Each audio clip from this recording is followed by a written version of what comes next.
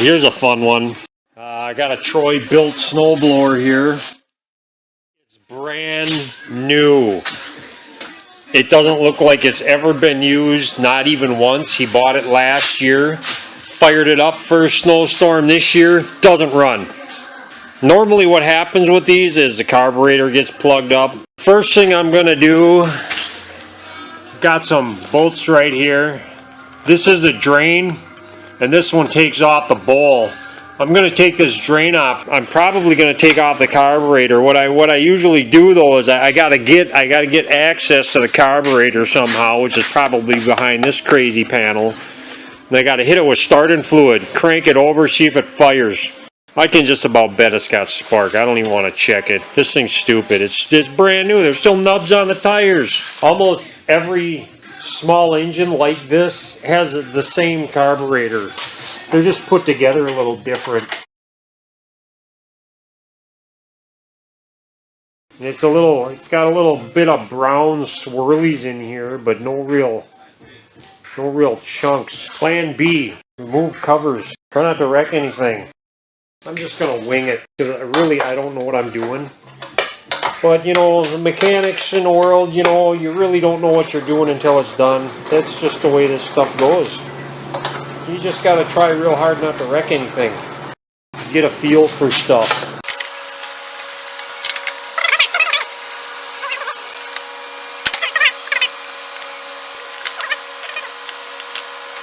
I see a couple wires in a vacuum hose and a carburetor.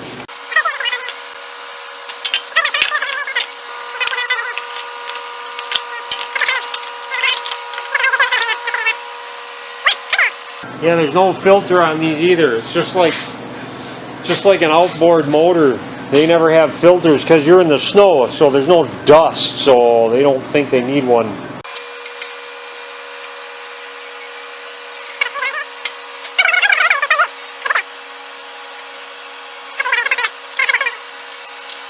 The kill switch key.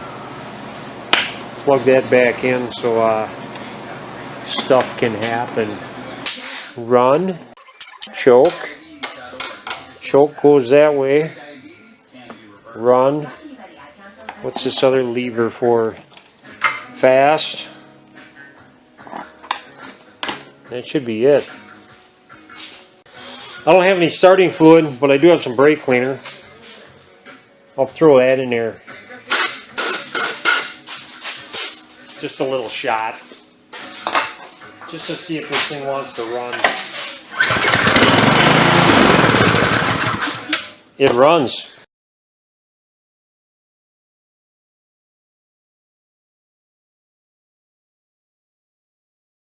His fuel actually gelled up from additives in the fuel. That's why you do not put car gas in a small engine, ever. No lawnmowers, no snow blowers, no nothing ever. Yeah, see, I can just take my finger and it wipes right out. And if this carburetor actually dries up, that stuff kind of calcifies in a way. I don't know what you call it, but it gets hard as a rock. Now that bottom screw actually screws right up in the center, and that's where your main jet is. I'm going to hit this with carburetor cleaner. Just got to kind of get a feel for it. Make sure it's perfectly square, because you don't want to strip this thing out.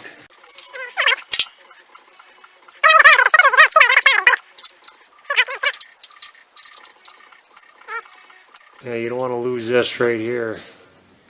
This long needle. You want to look in these through the light. Yeah, this little jet right here that I took out, that's completely plugged up. So what you do, you just poke it with a pin. So a lot of times I just use a tip file. The only thing is with a tip file you want to be careful because you don't want to file the hole bigger. So basically you just find the smallest one and just give it a poke. If you can see that little chunk of stuff on there?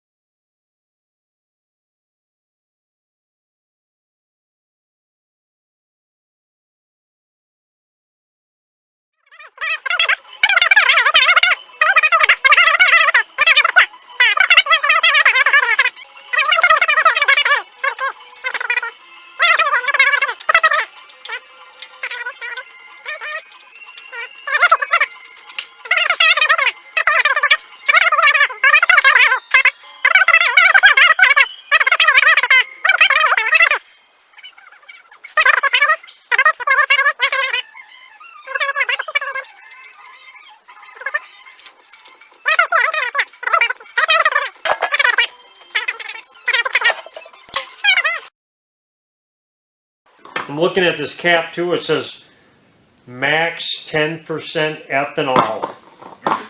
So, you know what that tells you? Don't be putting car gas in there. I'm going to turn this to choke, which it already was. I'm going to plug this little vacuum line in here.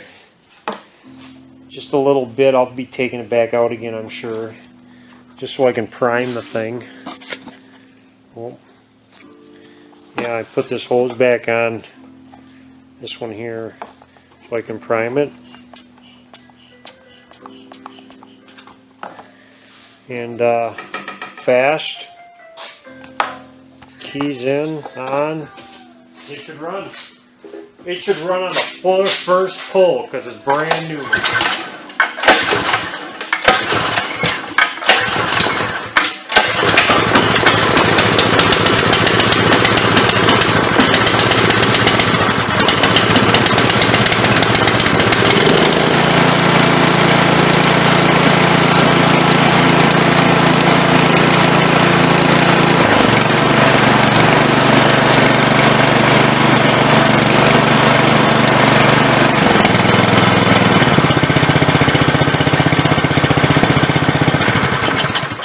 Okay, not quite first pull.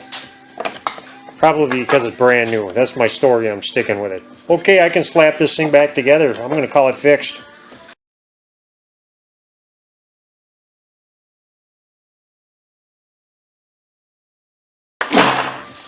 That's it.